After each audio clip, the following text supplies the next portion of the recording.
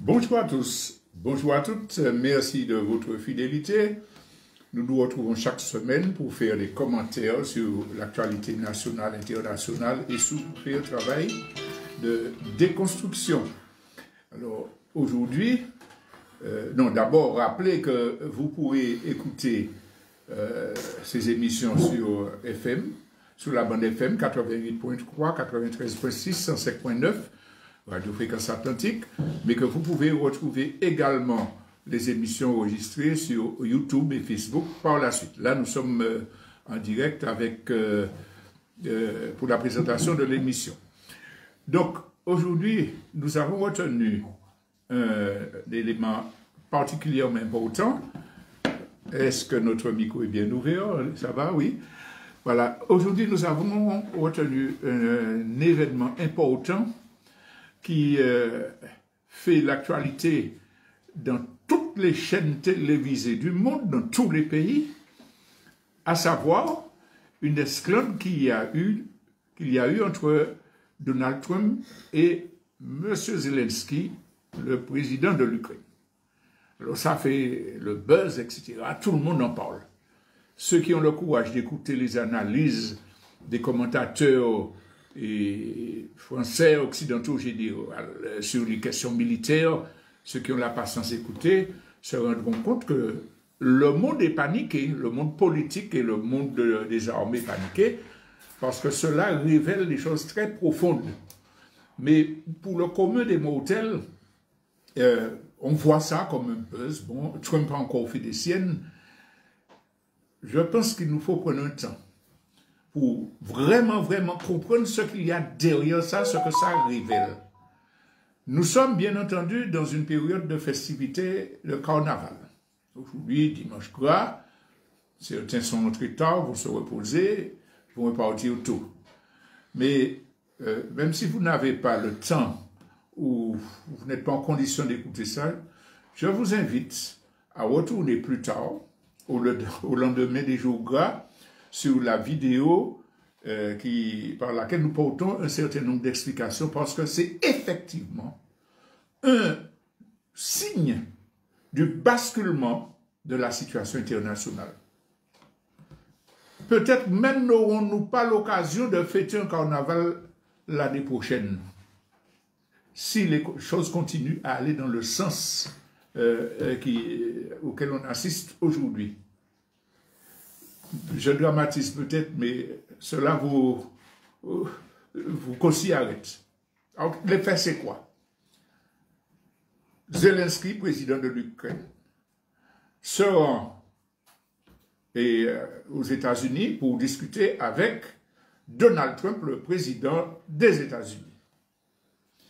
Cela se fait dans une période assez incertaine, puisque Trump avait déjà lancé des accusations très sévères. Ouais, c'est un dictateur sans élection. Les gens avaient réagi. Ah, si vous ne nous donnez pas des minerais, on arrête de vous soutenir, etc.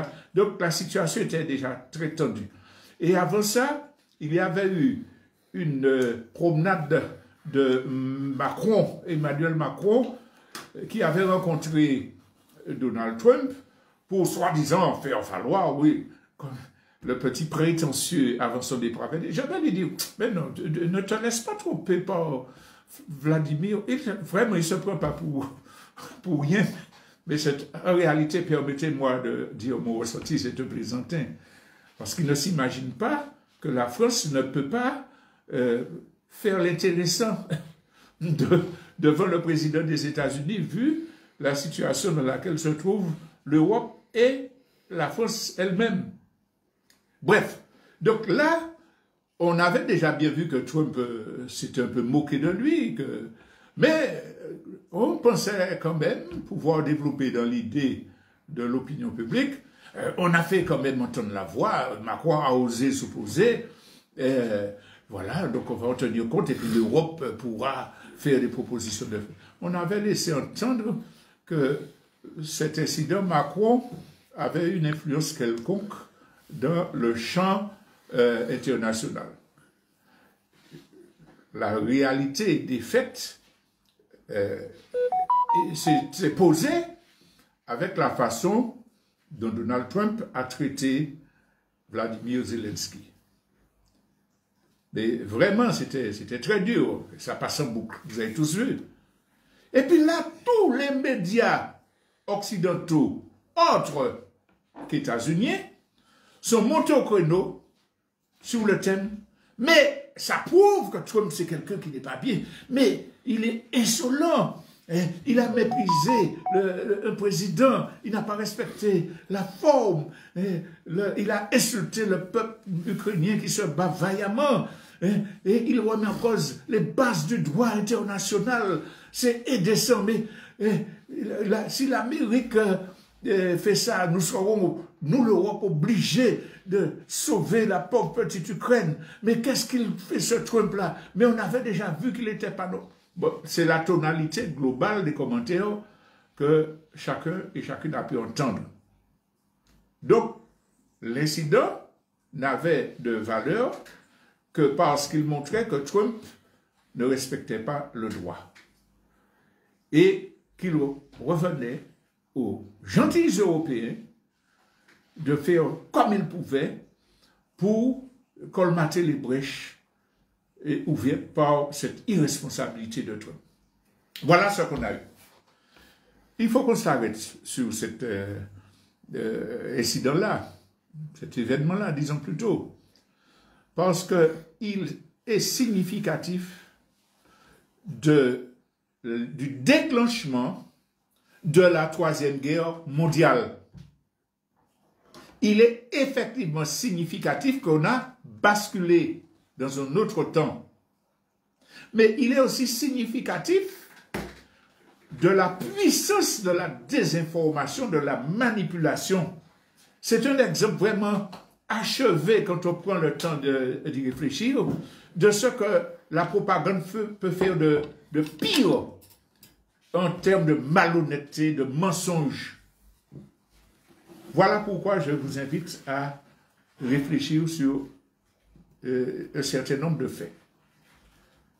Arrêtons-nous d'abord sur la critique unanime qui dit que Trump a insulté le peuple ukrainien, le droit international, parce qu'il a dit à Zelensky, vous ne me dites pas merci pour ce que j'ai fait pour vous.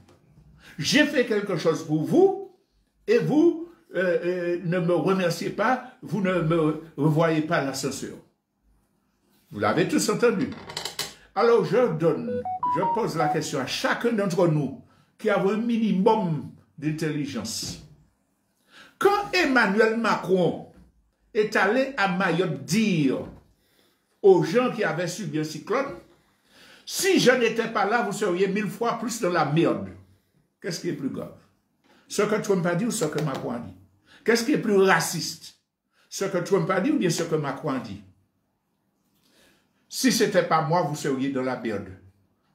Mais c'est ce que Trump a dit gentiment à Zelensky. Si ce n'était pas moi, vous auriez perdu la guerre. Mais oui, mais on est fâché parce que le bonhomme a dit de me dire merci.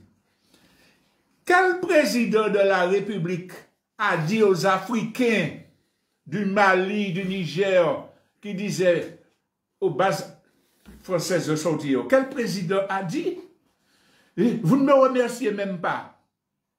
La rhétorique du remerciement, c'est qui l'a développé en premier? Emmanuel Macron.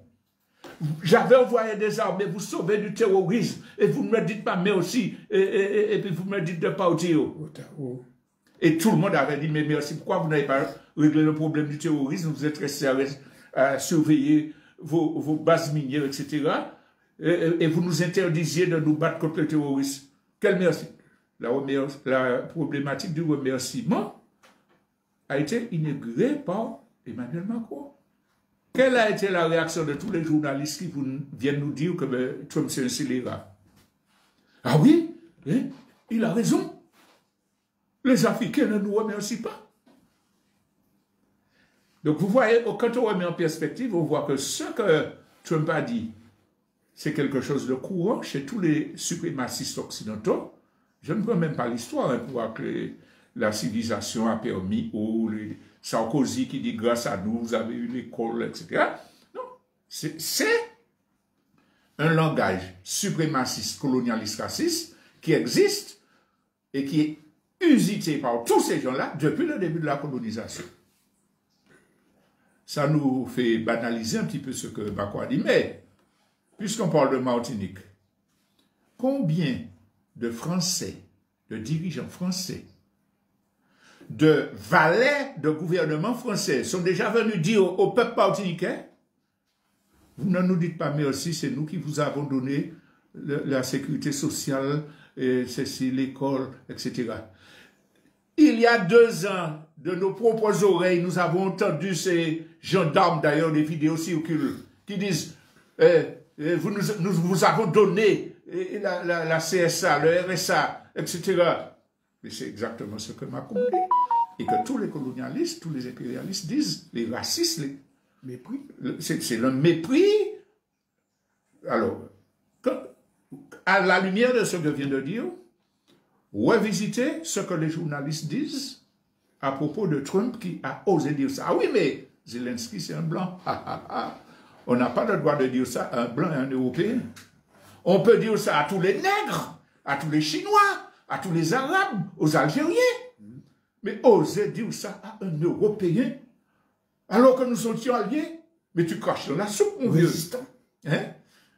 Et puis on déifie le Zelensky qui, quand Macron a dit, nous avons donné 300 milliards, les journalistes ont dit, il ne connaît même pas le chiffre, c'est à peu près la moitié. Et puis, Trump a dit, mais vous avez détourné l'argent. Tous les journalistes ont dit, il s'est trompé sur le chiffre, mais ils n'ont pas dit, est-ce que c'est vrai ou pas, qu'il y a des millions et des millions des aides étrangères en Ukraine qui ont été détournées par des mafieux. Il y a des procès contre des généraux, contre des gens en Ukraine. Parce qu'effectivement, des millions ont été détournés sur les aides. Parce que sachez que, avant même que la guerre n'existe en Ukraine, l'Ukraine, c'était le foyer des mafias, des trafiquants d'armes. Des armes qui sont envoyées pour défendre le peuple ukrainien sont vendues sur le marché noir. C'est une réalité que vous pouvez vérifier. En allant taper, détournement d'armes, etc., vous pouvez vérifier. Donc quand Trump dit, vous avez, on vous a envoyé de l'argent, ça a été détourné, il dit la vérité. On va dire tout à l'heure pourquoi il dit la vérité aujourd'hui. L'Ukraine, c'était les mafias ukrainiennes, c'était les principales fourvoyeuses des réseaux de prostitution en Europe. Allez vérifier. L'Ukraine, c'est un pays mafieux où le gouvernement, dont le gouvernement Zelensky, était en étroite collaboration avec des néo-nazis, des fascistes, le bataillon Azov, etc. C'est la réalité. Aujourd'hui, Trump met dehors parce qu'il a besoin d'écraser ses rivaux. On va voir pourquoi, mais c'est une réalité.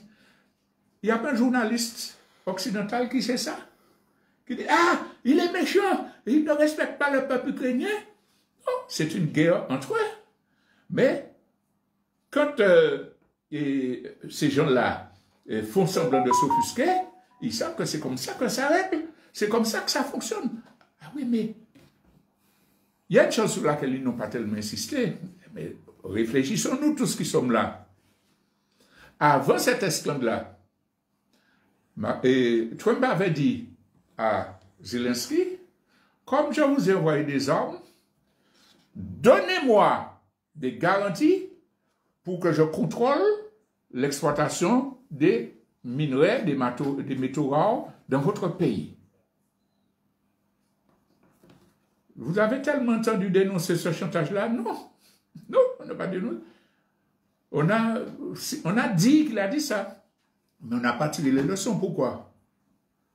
Parce que les Européens, exactement comme les États-Unis, interviennent en Ukraine parce qu'ils ont besoin de voler les matières premières de l'Ukraine. Et d'ailleurs, après l'esclave, les Européens disent, eh bien, on va faire un contrat avec vous pour nous associer à l'exploitation des métaux rares. Ce sont des criminels qui sacrifient le peuple ukrainien. Vous avez entendu parler des céréales ukrainiennes qu'on ne pouvait pas exporter? Des céréales ukrainiennes, mais à qui appartenaient-elles? Vous pouvez aller vérifier aussi. Les multinationales états-uniennes et d'autres européennes contrôlent l'agriculture d'Ukraine avant la guerre. Céréales-là, c'est taillot, c'est pas le peuple ukrainien. Donc, on est dans une vaste opération de manipulation et de combat entre des rivaux. Alors là, pourquoi on arrive à ce tournant significatif? Pourquoi ce cancan-là explose en public? Parce que dans le cadre de l'avancée vers la guerre mondiale, la troisième guerre mondiale, les camps se distinguent. Nous avons eu l'occasion d'expliquer et de décrire, je vous renvoie au numéro de J. Cambout qui parlait de la troisième guerre mondiale. Tous ceux qui sont intéressés par la politique, l'économie, l'avenir du monde, seraient bien indiqués d'aller relire ça. Nous avions dit qu'il y avait deux aspects de la guerre mondiale. Premièrement, la guerre entre les puissances impérialistes. Alors, il y a, premièrement, les nouvelles puissances émergentes, Chine, Russie, qui devenaient puissantes. Il y a les BRICS qui viennent, et les anciens impérialistes occidentaux voient leur hégémonie bousculée. Donc, il faut préparer la guerre pour empêcher aux autres de prendre la place. Ça, c'est le premier élément de la guerre. Au départ, ils sont ensemble. On a l'OTAN, dirigée par les Américains, organisation du traité de l'Atlantique Nord. Ils ont quoi comme projet? Déstabiliser le Proche-Orient, Proche et Moyen-Orient, grâce à Israël. Donc, on permet à Israël de saccager le droit de voler, de piller, de massacrer la révolution palestinienne, de chasser les Russes qui commencent à s'implanter. Dans un premier temps, ça avait été bloqué par la Syrie, mais ils sont arrivés à verser la Syrie. Donc là, il y a un premier front. Deuxième front, ensemble, ils avaient décidé d'attaquer la Russie. Ils étaient dedans, hein? Tout le monde était dedans, l'administration américaine, l'Europe. On va attaquer la Russie pour pouvoir l'affaiblir, pour avoir accès à ses matières premières, etc. Et au bout du compte, on va se réunir pour attaquer la Chine après. Tout le monde était d'accord pour ça. Sauf que ils ont tablé sur l'Ukraine pour commencer la guerre. Ils ont sacrifié le peuple ukrainien pour avoir un prétexte pour déclencher la guerre contre la Russie. Alors, il y a des gens qui disent la Russie agressive, etc. Rappelons que tous les journalistes qui disent ça savent très bien qu'ils mentent sur l'histoire. Parce que le problème, c'est que l'Ukraine voulait rentrer dans l'OTAN, l'organisation du traité Atlantique Nord, et à partir de ça, les Occidentaux auraient eu une raison, une base légale pour attaquer la Russie dans le cas où la Russie intervenait en Ukraine. La Russie, elle, a posé le problème au niveau international en disant il y a des régions de l'Ukraine peuplées de russophiles, des gens qui sont d'accord avec la Russie, et qui sont persécutés. Cela aussi, vous pouvez le vérifier dans les historiens, chez les historiens occidentaux. Ça veut dire qu'il y avait des ratonnades, il y avait des agressions contre ceux qui parlaient le russe dans les régions ukrainiennes. Ils ont supprimé le russe. Ils ont interdit le russe, ils ont interdit dans des régions, voilà. Et il y avait des agressions armées contre les Ukrainiens russophones. c'est là que la Russie a dit non, nous allons défendre nous. Et c'est là qu'ils sont entrés. Un accord avait été signé, des accords avaient été signés, les accords de Minsk, où tout devait être réglé. François Hollande, président français, a avoué qu'on avait signé ces accords-là parce qu'on n'était pas encore prêt. Donc il fallait mettre les Russes les bloquer. Donc ils ont signé les accords, mais c'est eux qui ont continué à armer l'Ukraine, à bloquer la Russie avec des sanctions, etc. Ce qui fait que, alors, parenthèse, chaque fois je dis, ça ne veut pas dire que nous sommes pour la Russie, pour Poutine, etc. Nous parlons des tactiques que l'un emploie contre l'autre dans un cadre de rivalité inter-impérialiste. Voilà. Donc, la précision est importante. Donc, ils se sont crus suffisamment prêts pour attaquer la Russie et ils ont donné le feu vert aux Ukrainiens en manipulant Zelensky pour pouvoir entrer en guerre, alimenter la guerre plutôt. Donc, voilà ce qui explique qu'au départ, tous sont d'accord contre la Russie, mais le problème, c'est que la Russie a résisté mieux qu'il ne pensait. Non seulement économiquement, l'embargo, les sanctions n'ont pas bloqué la Russie, mais encore, la Russie progresse, grignote, l'autre d'accord, mais grignote le territoire qu'elle voulait libérer en Ukraine. Libérer de la domination de Zelensky. Donc, c'est ça qui se passe et qui casse l'unité. Parce que certains pays européens, voyant que la Russie ne va pas perdre la guerre comme c'était prévu, ont commencé à dire non, non, non, non, pas qu'à aller plus loin. Donc on a eu des dissensions entre les pays européens. Et puis il y en a d'autres qui ont dit Zotka, fait bagaille Zotla, mais moi je suis susceptible d'être attaqué par la Russie, donc je ne veux pas me mélanger dans ça. Et il y en a d'autres qui ont fait le choix comme Orban, il n'y a pas qu'à s'abattre la Russie, donc je préfère collaborer avec la Russie. Donc l'unité européenne s'est fracturée. Et c'est là que se fracture l'unité entre les États-Unis et le reste de l'Europe. Parce que c'est les États-Unis qui poussaient l'Europe de « allez, nous à deux ». C'est les États-Unis qui ont dit « prenez des sanctions, ne prenez pas le gaz russe, je vais vous vendre mon gaz de schiste bien cher, etc. » Quand les États-Unis ont vu cette nouvelle configuration, c'est là que l'aile trumpiste, les plus conservateurs états-uniens ont dit « wow, laissons les Européens dans leur mouise, profitons pour écraser l'Europe dans le cadre de la compétition contre la Chine, qui est plus importante pour nous. » Si on ne comprend pas que la position des États-Unis, c'est pas parce qu'ils sont pro-russes, comme on dit Trump est pro-russe, il est manipulé par Poutine, c'est un imbécile, c'est parce qu'ils ont besoin, les États-Unis, les réactionnaires plus conservatrices des États-Unis, a besoin de déstructurer l'Europe. Comme la Chine monte, là aussi se maintient, donc pour me renforcer économiquement, il faut que je prenne le marché contrôlé par les Européens. Je suis déjà, j'ai déjà une main à leur gauche, puisque mes technologies, ils ne peuvent pas s'en passer, parce que mon dollar, ils ne peuvent pas s'en passer.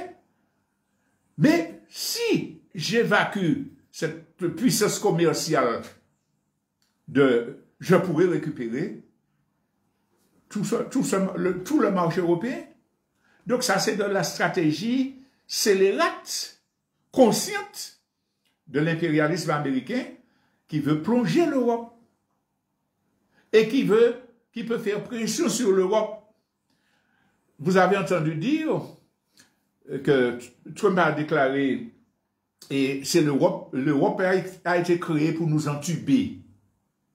L'Europe a été créée pour nous entuber, il nous empêche d'avoir des marchés, il faut les laisser tomber.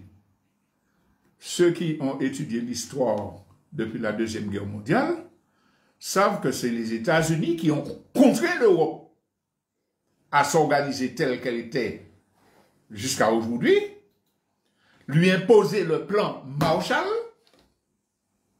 qui enchaînait l'économie européenne et au pied des États-Unis, et que tout ce qui a été décidé en matière économique, politique, diplomatique était dicté par les Américains. Donc Trump sait très bien que l'Europe n'a pas été créée pour entuber les États-Unis. Il sait que les États-Unis ont créé l'Europe pour entuber l'Union soviétique, mais comme la situation a changé, ça a échoué, maintenant je vais entuber l'Europe pour prendre sa clientèle et son marché. C'est ce qui se passe là. C'est ce qui explique la nouvelle position de Trump vis-à-vis de l'Europe. Donc, l'Ukraine a été instrumentalisée, mais aujourd'hui, elle ne sert plus les intérêts de l'impérialisme américain qui a fait ce choix.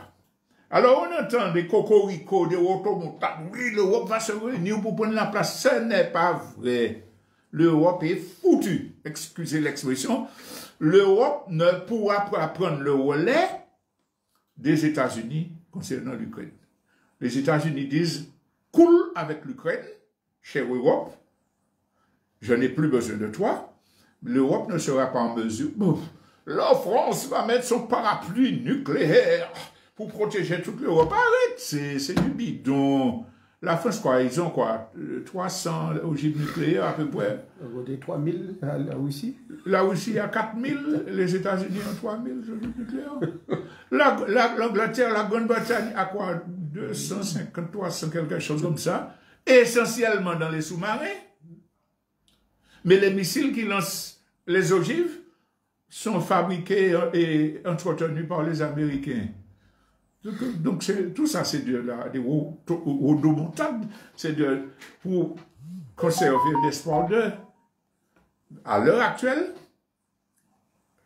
ce qui se passe là, c'est la reconfiguration des camps dans la lutte interimpérialiste. Les États-Unis vont dire, tout pour moi, je prends tout le contrôle, je ne me débarrasse des maillons faibles, je prends leurs richesses en passant, et là, je serai mieux armé pour pouvoir attaquer la Chine. C'est des miettes. Des miettes. À la limite, là aussi, comme elle tient, je pourrais peut-être m'arranger avec elle. On va faire un partage entre dominants, parce que c'est plus intéressant pour moi de préparer mes forces contre la Chine. C'est ce qui se passe là.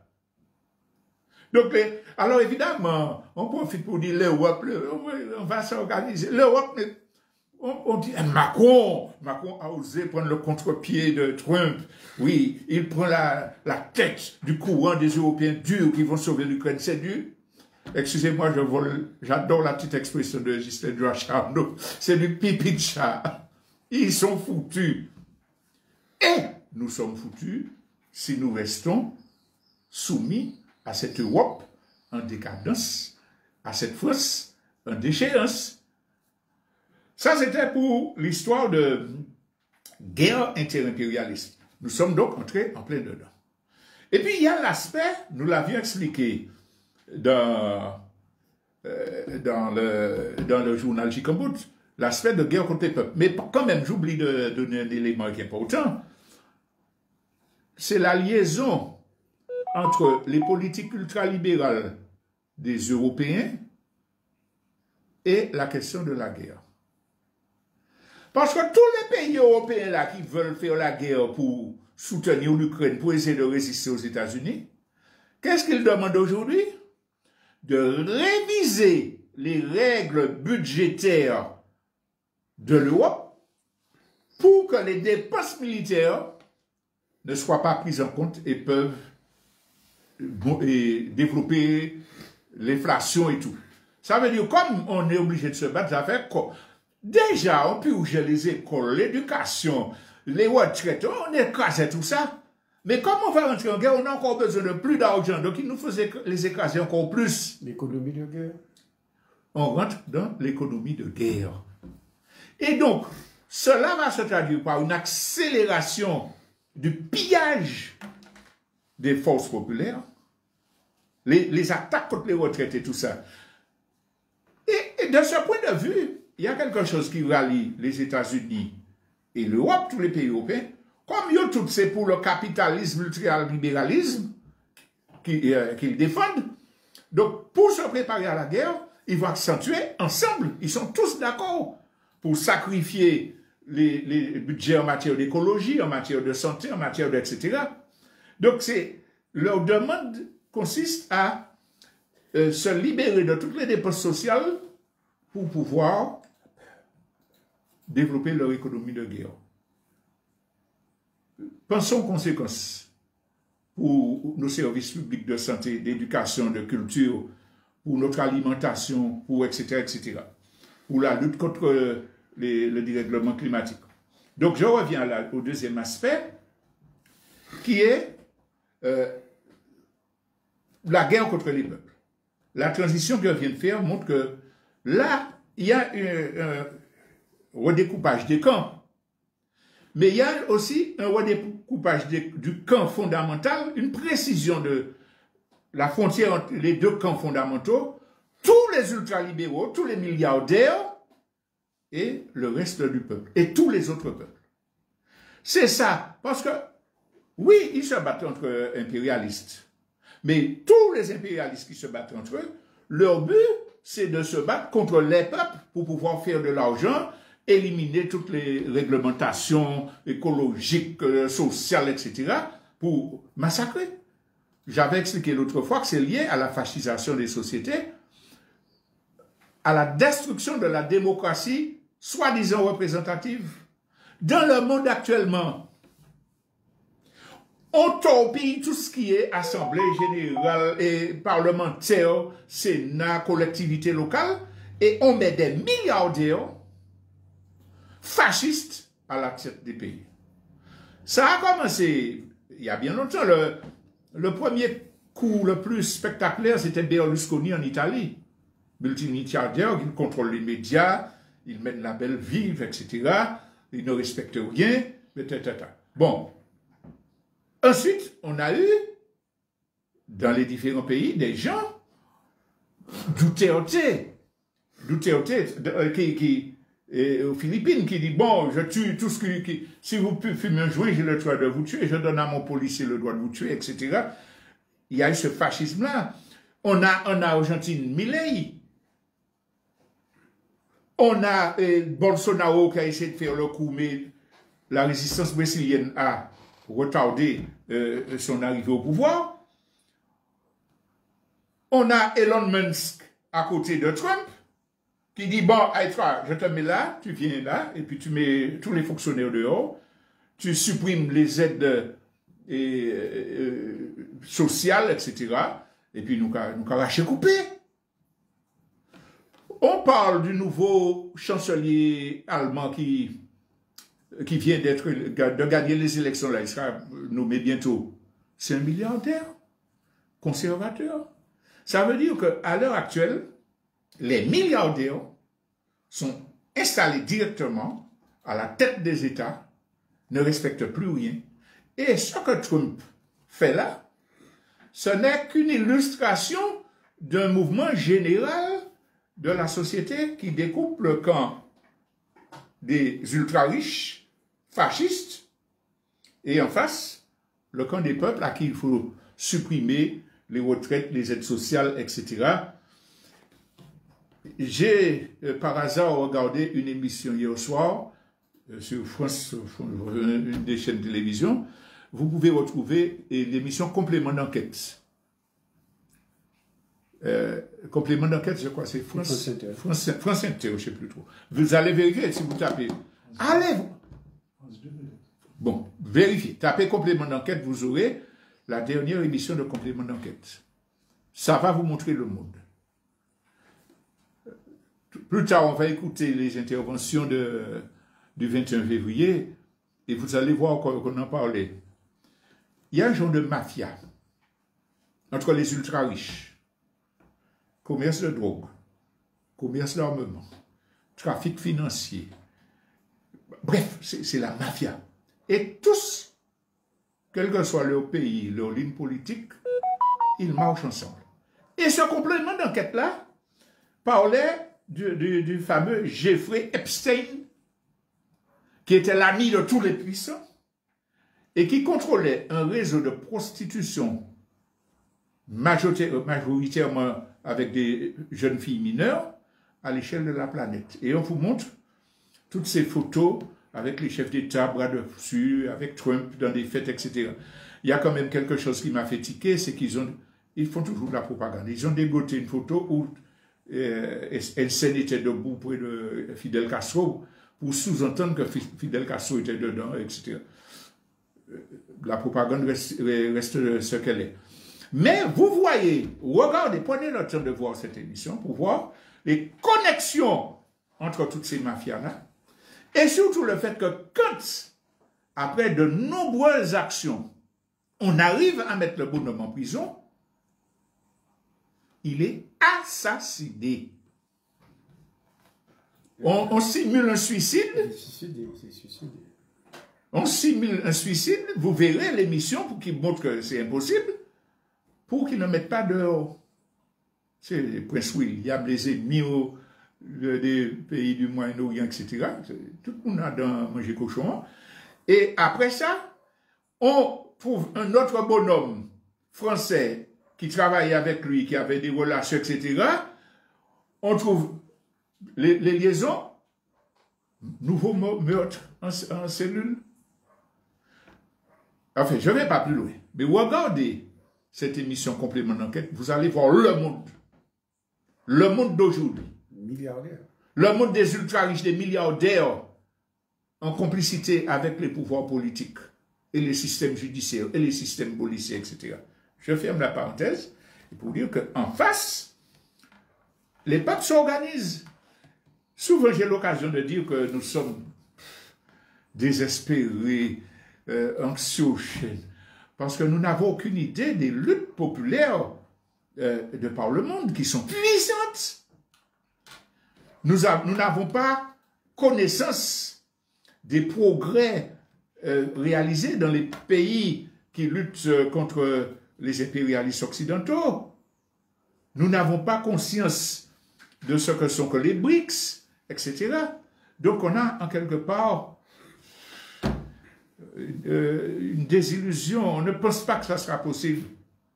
Mais quand on connaît la réalité, heureusement qu'il y a des mouvements militants qui fouillent, qui ont des passerelles, et qu'on voit qu'il y a des mouvements internationaux puissants pour la défense des droits de femmes, défense de l'écologie, lutte contre les violences policières, etc., qui, petit à petit, font la jonction entre les mouvements des différents continents.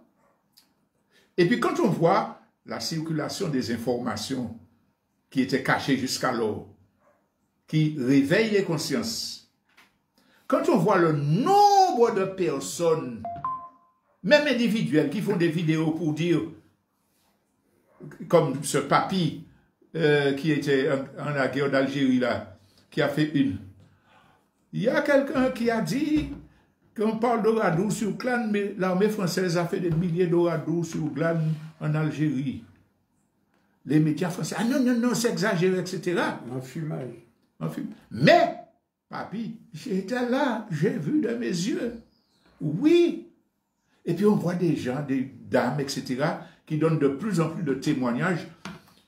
La propagande, aussi manipulatrice qu'elle soit, aussi généralisée qu'elle soit, ne pourra pas empêcher à la conscience humaine de se réveiller, de progresser, parce qu'il y a des alternatives.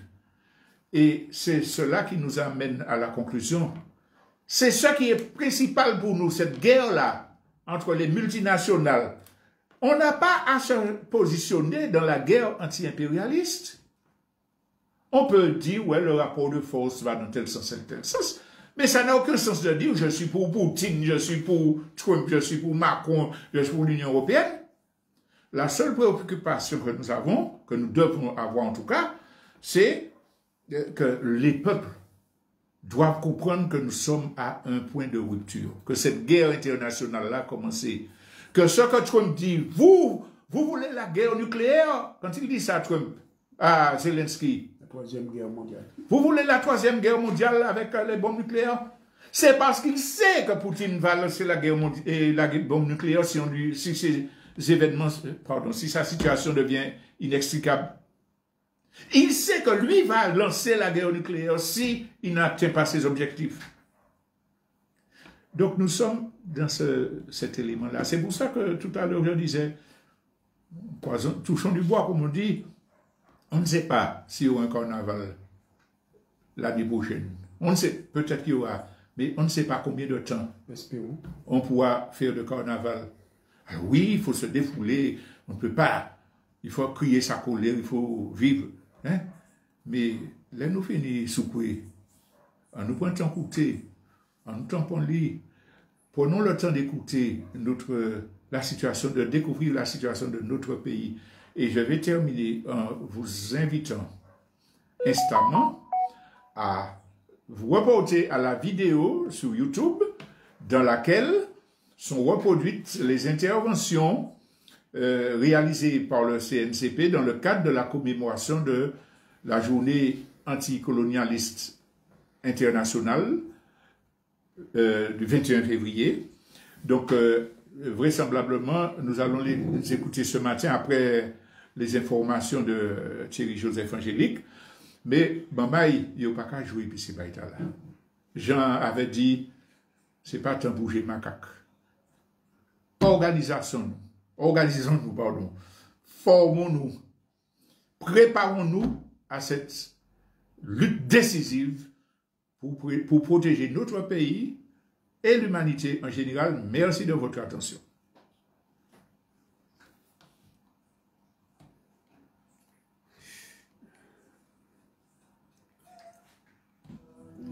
Des